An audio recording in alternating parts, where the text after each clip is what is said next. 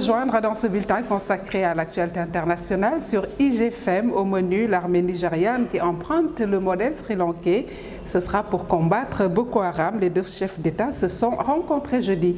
En Irak, Mossoul est Tikrit aux mains des djihadistes qui continuent le combat et qui continuent d'avancer vers le nord. Les États-Unis, pour l'heure, restent passifs. Et puis ce fait des plus macabres, deux frères cannibales pakistanais condamnés à 11 ans de prison pour avoir cuisiné des restes d'un enfant mort à la sauce curry.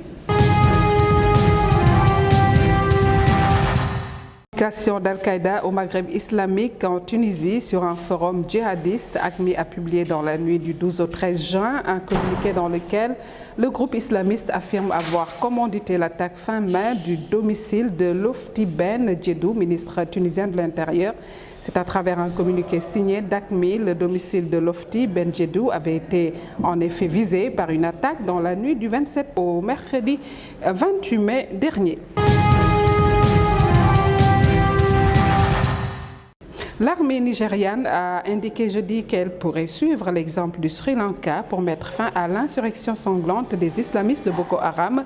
Une délégation de militaires sri-lankais conduite par le chef d'état-major des armées, le général Jagat, a rencontré à Abuja ses homologues nigérians pour un échange d'expériences. Cette visite intervient à la suite de la rencontre mardi entre le président pakistanais Mahmoud Hussein et le président nigérien Goodluck Jonathan.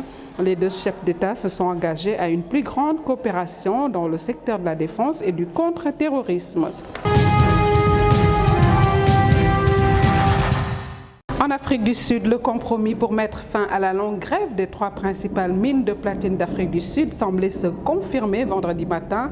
Le syndicat radical AMCU ayant accepté l'accord de principe avec le patronat sur les salaires. Sur le principe, nous avons accepté l'offre, a déclaré à l'agence sud-africaine SAPA Joseph Matouvia, qui a démenti des informations diffusées jeudi soir tard par des radios affirmant qu'AMCU avait complètement rejeté l'offre. Ce n'est pas vrai, a-t-il dit. Les détails de la nouvelle échelle de rémunération des plus de 70 000 mineurs en grève depuis 23 janvier n'ont pas été immédiatement révélés. Selon les médias locaux, AQMI a accepté le principe d'une augmentation de 1 000 rands par mois tous les ans pendant 3 à 5 ans. Selon les catégories, les mineurs les moins qualifiés gagnent actuellement 5 000 rands par mois, soit 345 € environ, primes et allocations diverses non comprises.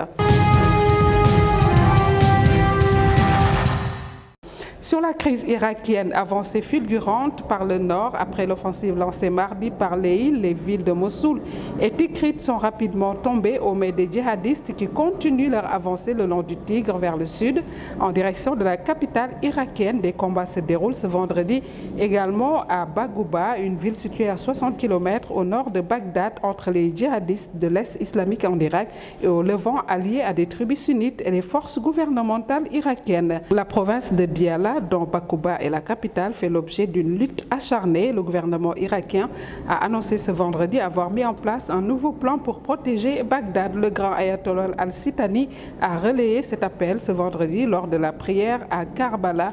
Au siège des Nations Unies à New York, la réunion d'urgence sur la situation en Irak qui s'est tenue jeudi n'a débouché sur aucun élément concret. Opération confession intime pour Barack Obama à l'approche de la fête des mères. Le président américain s'est amusé jeudi du regard que ses filles, Sacha et Malia, portent sur lui. L'homme qui dirige le pays le plus puissant du monde affirme rester la plupart du temps du bon côté en étant drôle sans leur faire complètement honte. Le président des États-Unis reconnaît s'être inquiété de l'impact négatif que la vie dans la bulle de la Maison-Blanche pourrait avoir sur ses filles, aujourd'hui âgées de 13 et 15 ans, après près de 6 ans de vie familiale à la Maison-Blanche. Il estime que cet accueil a été évité, soulignant que Sacha et Malia invitent des amis à la maison, font du sport, vont au cinéma et sont arrivées à un âge où elles savent ce qu'elles ont à faire et nous n'avons pas vraiment besoin de vérifier si elles ont fait leur devoir, explique-t-il. Nous sommes très fiers d'elles. Barack Obama raconte aussi avoir commencé récemment à parler de sa vie de président avec ses filles, en particulier avec Malia l'aînée, tout ça à l'approche de la fête des pères. Enfin, ce fait macabre au Pakistan, après avoir dévoré un bébé mort, les frères cannibales pakistanais condamnés à 11 ans de prison, ils avaient cuisiné les restes de l'enfant en curry. Ces deux frères récidivistes, Farman Ali et Mohamed Arif, ont été arrêtés en avril après la découverte à leur domicile de la tête d'un nouveau-né de 2 jours. Les voisins avaient appelé la police, alertés par les odeurs nauséabondes. Le corps de l'enfant avait été exhumé d'un cimetière du village de Darya Khan, dans le centre du Pakistan. Les deux trentenaires n'en étaient pas à leur premier festin macabre. Ils avaient été incarcérés une première fois en 2011 pour une affaire similaire de cannibalisme. À l'époque, la police avait trouvé à leur domicile le corps d'une femme de 24 ans avec une jambe en moins, celle qu'ils avaient mangée. Des journaux pakistanais évoquent même le nombre de 150 corps déterrés et dévorés. Les frères ont été condamnés pour profanation de dépouilles humaines, dissimulation de preuves et actes de terrorisme, pas pour cannibalisme, car au Pakistan, aucune loi n'interdit formellement cette pratique qui reste rarissime dans le pays. C'est tout pour ce rapide survol de l'actualité internationale sur IGFM. Merci de l'avoir suivi. Très bon week-end à tous. Rendez-vous lundi si vous le voulez bien.